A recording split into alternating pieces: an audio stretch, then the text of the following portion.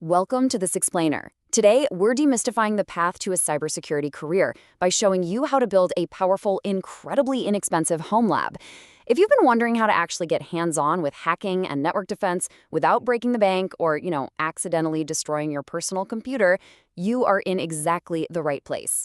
So the booming cybersecurity job market is calling, but we have to address the elephant in the room. How do you beat the technical interview if you don't have prior experience? It's the classic catch-22, right? Employers are constantly looking for candidates with real-world skills, not just textbook theory. But here's the secret. It isn't some magical resume trick. It's simply being able to prove you've done the work, even if that work was inside a world you built entirely yourself. All right, here is our architectural blueprint for today. We're going to cover your cybersecurity career map, the core foundations and concepts, why you absolutely need a lab, the step-by-step of building that home lab, the hands-on practice and tools, and finally, how to turn all of that practice into an actual job. Let's jump straight into part 1, mapping out your career and the landscape of opportunity. Look at the progression here. It's pretty wild.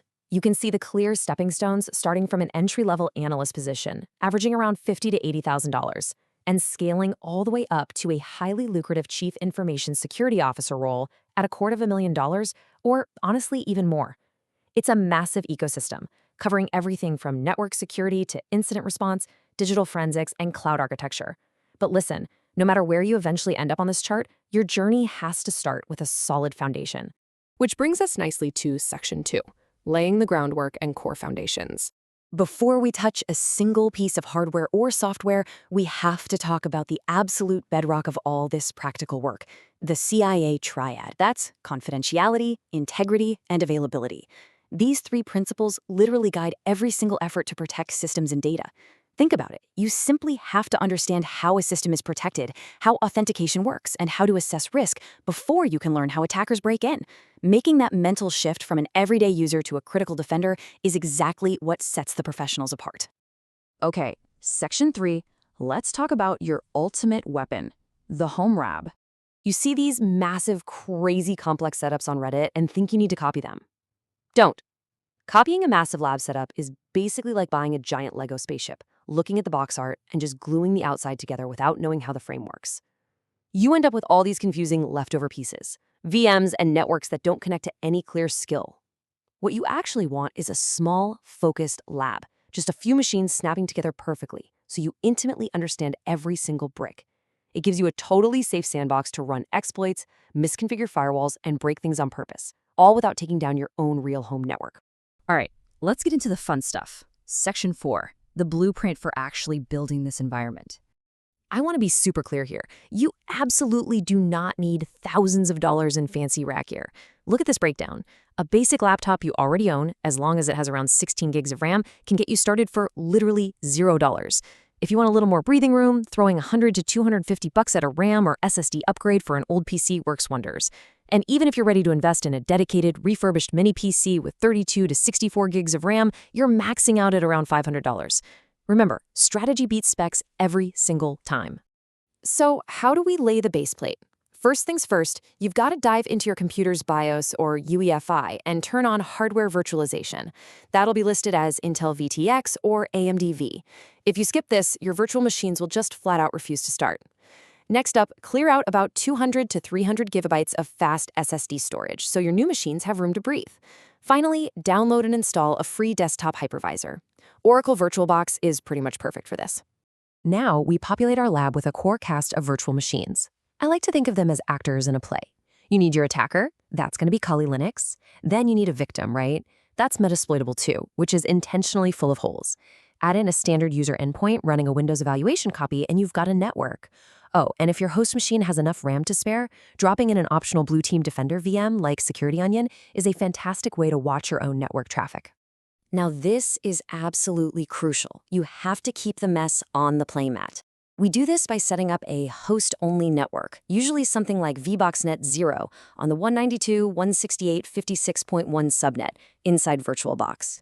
This safely air-gaps our vulnerable machines from our home Wi-Fi. Seriously, you never ever want to bridge an intentionally vulnerable target like Metasploitable to your actual physical home network. You want those attacks locked tightly inside the sandbox you designed. Moving right along into Section 5, executing the drills with hands-on practice and tools. Okay, here is the essential tool stack you're going to be living in. And the best part? This gives you hands-on exposure to the exact same software the pros use daily. You'll be using Nmap to map out the devices on your network, Wireshark to tear apart the actual data packets flowing between them, Metasploit and PerpSuite to launch your exploits, and Splunk to dig into the logs and review the digital footprint you just left behind. I cannot stress this enough. Your absolute superpower in this lab is the VM snapshot. It is literally a rebuild button. It encourages this incredibly aggressive, fearless learning style, because if you make a mistake, you just hit rewind. Always take a clean baseline snapshot when you first install your machines. Then, get into the habit of taking a quick temporary snapshot right before you run some crazy destructive command or install a shady app. If something breaks, no sweat, just roll back time. Over your first 60-day mission, I want you to run these 5 beginner-friendly exercises. They perfectly simulate the whole cycle of recon, attack, defense, and recovery. First, scan your network with Nmap to find your targets. Second, fire an actual exploit, like a low-security SQL injection against a vulnerable web app. Third, put your defender hat on and harden your Windows machine by locking down firewalls.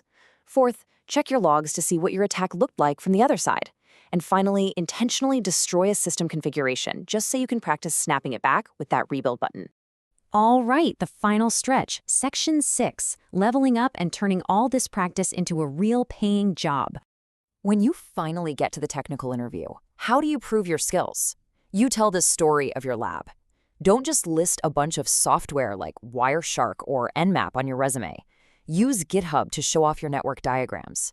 Write resume bullets focusing on the actual problems you solved. Tell them exactly how you isolated those networks, the specific vulnerabilities you discovered, how you patched them, and what you learned when everything completely broke. Hiring managers go crazy for candidates who can actually articulate their troubleshooting process. And you can massively supercharge this whole process by pairing your home lab with some structured education. Think about an affordable option like NewCamp's 15-week boot camp, which runs around $2,100, or even pursuing a degree from EC Council University. These programs give you a guided curriculum that pairs perfectly with your hands-on experiments. Plus, they're specifically built to help you knock out crucial industry certifications like Security Plus or the Certified Ethical Hacker credential, while hooking you up with resume reviews, one-on-one coaching, and exclusive job boards. So, the roadmap is laid out, the hardware is sorted, and you've got the blueprint right in your hands. You have absolutely everything you need to begin. The only question left is, what are you going to start breaking in your lab today to launch that cybersecurity career?